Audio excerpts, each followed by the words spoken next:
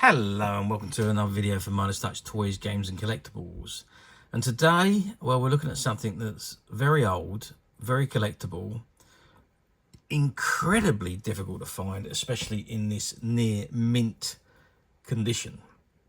We are looking at the 1967 release by Century 21 Toys from their series of Project Sword play vehicles or battery operated vehicles. Now Project Sword was a Gerry Andersons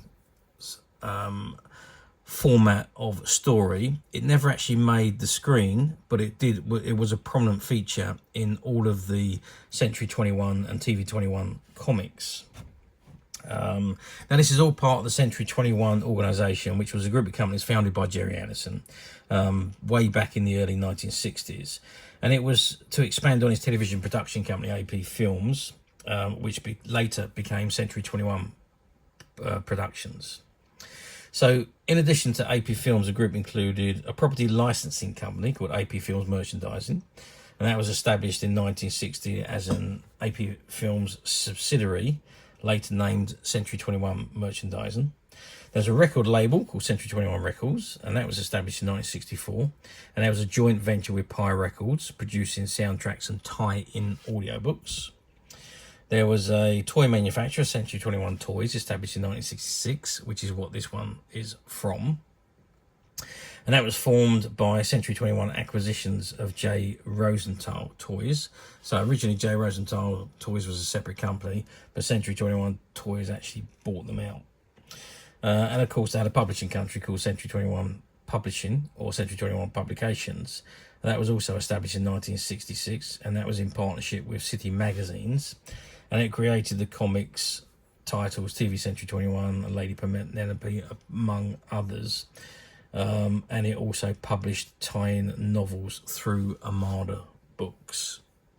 So this particular item we're looking at today is of the Moon Prospector, as featured in the Project Sword stories.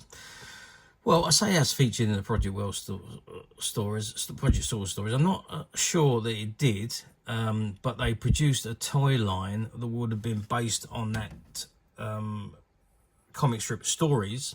And all these vehicles was part of that series. So this particular one we're looking at today is a Moon Prospector, and it's battery operated. It says a Century 21 toy. Project Sword, star features, battery operated, mystery bump and go action, featuring radar scanner, flashing lights and working searchlight and sound effects. And you've got a Project Sword logo below that. It's got made in Hong Kong for Century 21 Toys, and Space World Organization for Research and Development. Okay, that's the front of the box. If I just drop the box down to the side, again it says Century 21 Toys, Moon Prospector, Project Sword series, and Century 21 Toys Limited. And there's an image of the Space World Organization for Research and Development, of the Moon Prospector, otherwise known.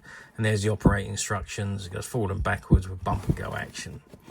If I turn the box to the end, it says Century 21 Toys, battery operated, Moon Prospector, Project Sword, Century 21 Toys Limited. Same on the back. Again, there's a movement, operating instructions, Space World Organization for Research and Development, a Century 21 toy, Moon Prospector, Project Sword series, Century 21 Toys Limited, and exactly the same on the other side. And as with all these boxes of the 50s and 60s, they were all blank on the bottom. So that is the box. So what I'd like to do now is open this box, take out the model, and let's have a look at it where we can see it in all its glory. Okay, so I have removed the contents from the box. Now I should point out that this particular item is a shop stockroom find. Now this item has never been sold. It was part of a shop stock buyout that we did, and this was found in the stockroom. So what it was doing in there, we only assume that it was part of an item that didn't sell back in the 60s, and they put it in the stock room because they only had the one left, and never thinking it was going to sell, and they just left it in there and forgot all about it. And when we went in and bought out all the stock, this was actually part of the acquisitions that we bought from their stock room. So we've got the mint condition Prospector moon Prospector there. We've got these two wheel arms here, which I'm not quite sure how they go on. We'll just have to look at that in a second. And we've got the antenna here. Now this antenna was all wrapped up in this paper that came with it originally. I've just opened it and removed the paper, but that pops onto the top there, which we'll do that in a moment. And you also get, in all of the Project Sword items, you used to get one of these badges, and this one says I Sword, and it's a captain badge, and it's a plastic badge with a safety pin at the back for you to pop onto your shirt. Let's just measure that. Oops. Let's just measure that badge so you get an idea of the size of the badge. So we're looking at about 5 centimeters in length, and at the widest point we're looking at about 2 centimeters there or thereabouts. So that is the sword captain badge, and now I'm just going to take that, I'm going to put that back in a box because I don't want to lose it. Now we also get this booklet which says Project Sword, top secret, authorized personnel only, Space World Organization for Research and Development, and it's the official manual. So it tells you all about what is Project Sword, and it's a Century 21 organization, and they wish to make the acknowledgements at the bottom there. And it's a Space World Organization for Research and Development, and that's what SWORD stands for. Space World Organization for Research and Development. It is a consortium of the world's leading aerospace designers, technicians and manufacturers, financed by Universal Research and Exploration Committee. The single aim of Project Sword is for the peaceful conquest of space, which will pave the way for massive agricultural and industrial development to benefit mankind throughout the known universe. Okay, so that goes on, and it tells you a lot more. And then we've got Countdown, Destination Moon. We've got the Cape Kennedy set, and there's a top secret rocket there.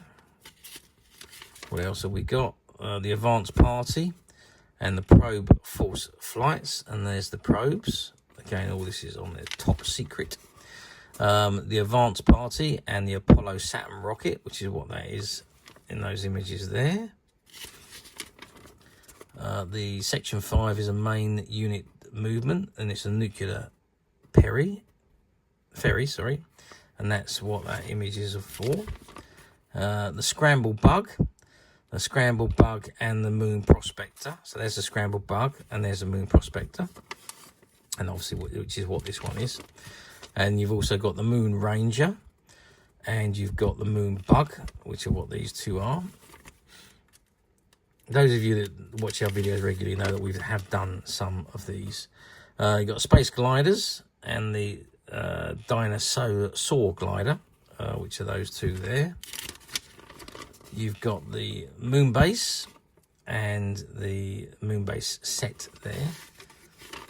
And you've got the Booster Rocket and the Booster Rockets again. And I think these are all supposed to be... Oh, and there's the Zero X, which did appear in Captain Scarlet and Thunderbirds. But also Project Sword in the comics. And there's a footnote, and it's copyright 1967, Century 21 International. And on the back there, you've got Space World Organization, Research and Development, top secret authorization. And you putting your details in there.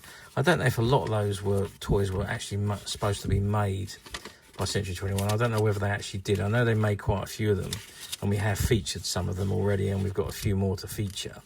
But I don't know if they were all done. So anyway, that's the booklet. Again, I'm going to move that to one side so that we don't lose it. Okay, so we've got the top section here, which obviously goes on to that rod there, I'm assuming. If I can...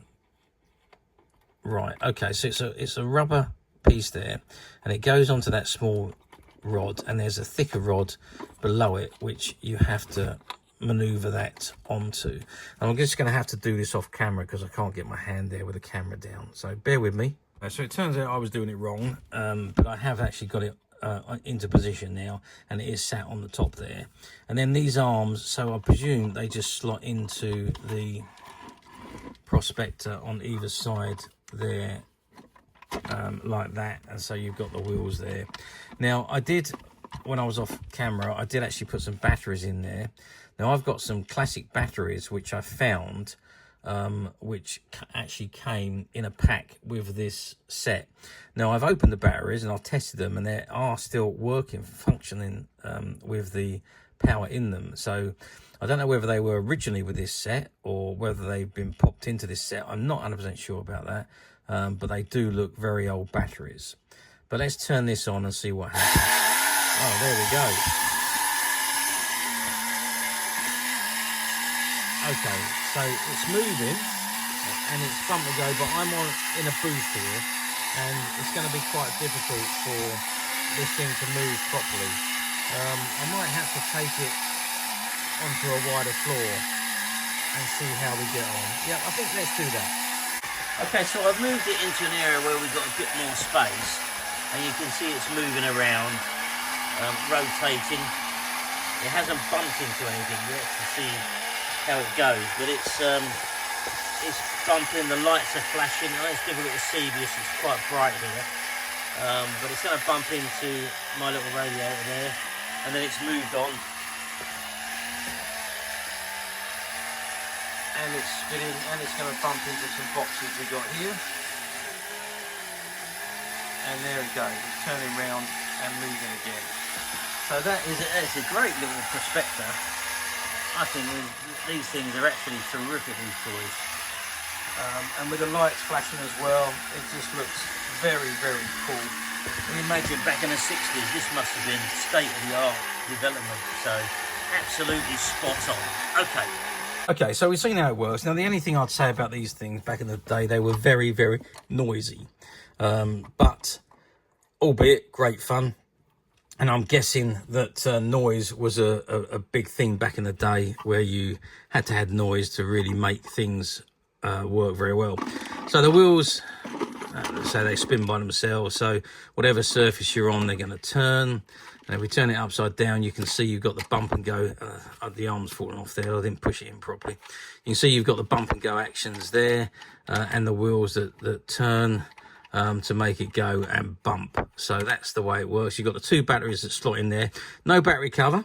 Didn't need one. You've just got a little clip that holds the battery in. The back battery is held in by these two lugs. So you have to take this one out first and then take the other one out, and put that one in first, press it down, and then the other one follows in. And of course, you've got the rotating radar. If I just switch that back on again, you can see the radar rotating, and you should be able to see just inside at the lights that are spinning around, which is what makes these lights on the outside light up. Because you've got one light going around on the inside, and of course you've got the radar disc, which I've just taken it off. Because I only just lightly put it on in case I couldn't put it off again. So, and I'll need to put it back into the box. So, that center piece there goes into the middle here, and that pushes all the way in, and the rubber bit just pushes down into the gap, which is a little bit to one side, and then that goes all the way down. You can press it all the way down so it locks into position, but I say I haven't done it because I didn't want to get it stuck in, and hence the reason why I didn't press these arms all the way in either, because I didn't want them to be stuck and I can't take them out. Okay, let me just move those out. So there we are. So that is the Century 21 Maroon Prospector from 1967. Now, I hear what you're asking me.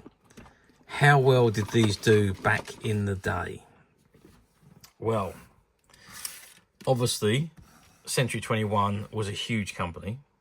They had obviously producing all those fantastic television series. So 1967 would have been the time when Captain Scarlet was on the screen. So very, very big organisation at the time, and producing amazing, amazing television programmes. So very big, very popular. Now these toys though, they certainly weren't cheap back in the day, and you can understand that because they're electronic. So you've got electronics in them that guide the wheels. It seemed to be a thing with Gerry Andersons companies, that he wanted the toys to be that much more interactive with the kids, So he put things like motors in, or he had functionalities in his toys, so that kids had something to do with them rather than just hold them and play with them, as a lot of the toys were at the time. So functionality was quite key for Century 21 Productions in their toys. And these range were all electronic, so they all were battery operated, and they all had great functions. And yeah, they done very, very well. I don't know the numbers that were produced, and I don't know the numbers that were sold, but what I can tell you is that whoever has one of these, I shouldn't think they'd ever want to let them go, because they are absolutely fabulous toys. Okay, let's move forward now 58 years to 2025, which is where we are today. Do these come up very often on the platforms nowadays? And the answer to that is no. I searched the platforms and I couldn't find another one of these anywhere. I did find one or two. I think the Moon Grabber, I found one of those online. I think I did find one of the others as well. One of them was boxed. I think the Moon Grabber I found online was boxed, but the other ones, there's a few loose ones available, not in particularly good condition, and they were all advertised as untested. And of course, you know, if something's being advertised as untested, it's not working. So don't get your hopes up and think it might work. If you get it there, get it home. If it says working, then it's working. People put batteries in them. If they can't get them to work, they put them on the lines as saying untested. So be careful. If you are going to buy on a platform, do be careful, because somebody's idea of very good condition could be somebody else's idea of acceptable condition. There's a big scope of differences between people's opinions. So do be careful. Do read the description and have a good look at the images if you are going to buy on a platform. And don't forget, some platforms use stock images. So you could be looking at an image of this particular item or similar to this particular item, only to find that, well, they don't have them. They only got used, and they're used without boxes, and they're missing the arms, or they don't work. So if it says use, click the use link, read what it says, and look at the image they've provided. Otherwise, you could be disappointed when it arrives, because if there's no new, they automatically order goes to the cheapest used item. Just a flaw, I think, with some of the platforms in doing that. It really doesn't make sense, but unfortunately, that's the way they work. Alternatively, you don't need to do that. You can come straight to us at Midas Touch Toys, Games and Collectibles, where what you see in front of you is exactly the item you will receive should you wish to order. And this particular item, this Moon Prospector, as I said, it is a former shop item. It was never sold, it was never bought, it has never been played with. It was part of a shop find, and we were fortunate enough to buy it, and this is the item that comes with it. Now, what I'm going to do with this item, I'm going to take the batteries out, but I am going to put them in the box. So as the batteries are very old batteries as well, but fully working, I am going to put batteries with it, and they will be sold together with the item, but they won't be in it. They will be separately in a small bag inside the box, so that they don't leak and damage the toy whatsoever. So yeah, but they will be coming with the item. And as of right now, this item is available to purchase on the Midas Touch website, but remember, we only have the one. So if it's something that's interested in you, don't hang around. Go to the website and order it straight away, because I don't think it's going to be around for very long. But you can get to the website very simply by clicking the link below. It will take you straight there, where you'll be able to find this and many other vintage Gerry Anderson items, and many other vintage toys, games and collectibles. Come to that. There's over 10,000 products currently available on the website for you to view and purchase at your leisure. And don't forget to hit the subscribe button, because we're uploading videos for every new item that goes into the website. There will be something for everybody. And I'm absolutely positive this is something that you're not going to want to miss, because we literally have thousands and thousands of new items which we're shooting videos for and uploading on a daily basis. So if there is something in particular you are looking for, something old you've never been able to find, something quirky you might want to buy for a friend, or perhaps just something from your childhood that you'd like to own again to help you recuperate those long lost childhood memories, well, stay tuned, keep watching, because you never know, the next item we upload could be that item you've been looking for. Okay, that is it for me on this particular item. I do hope you've enjoyed reviewing this wonderful, wonderful vintage Project Sword Moon Prospector with me. Thank you for watching, and we will see you again next video. So bye for now.